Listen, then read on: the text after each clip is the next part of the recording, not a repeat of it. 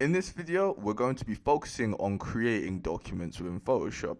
Now, there are a few ways that we can do this. One method is we can go to File and we can select New.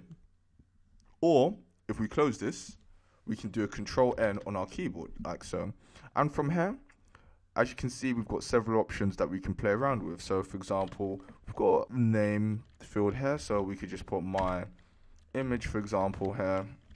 And again, we've got some presets that we can actually play around with here. So it's currently selected on photo, but as you can see, if we select the drop down arrow just here, we've got other presets that we can use. So for example, if we were designing something ideally for the web, we could select this, and already we've got some options for us to play with. So we've got some dimensions that we can select as well, and we can adjust the width and the height and the pixels, or we could select inches, for example, and we could import a resolution by pixels per inch as well. And as well as that, as you can see, we can change the color mode as well.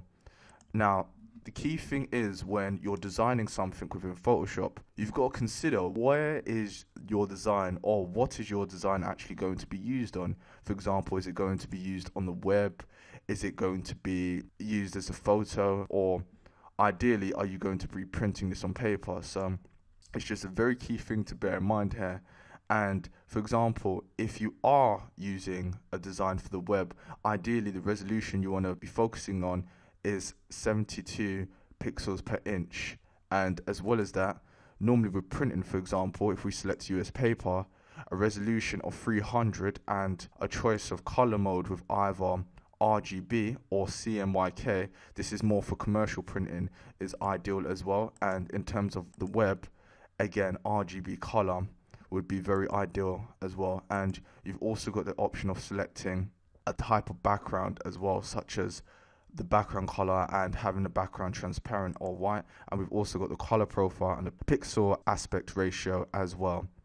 So once we've adjusted our settings to our liking, all we can do from here is if we select OK, and as you can see, that's now been populated, and we've also got that showing here as our tab. So as you can see, we've got my image. And in the event where we wanted to work with another document, if we go to File this time, and if we select Open just here, and under Pictures, if we just select my picture, as you can see, that's now been opened, and simply put, we can scroll through like so to select each of these.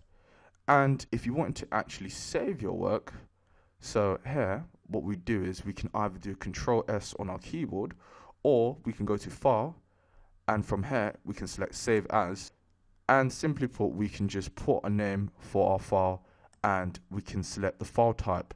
And with Photoshop, the default file type when saving a document is in a PSD format. But as you can see, we've got several other options that we can choose from, such as JPEG and PNG and many more. So once we're done from here, if we just select Save, like so, and that has now saved our document.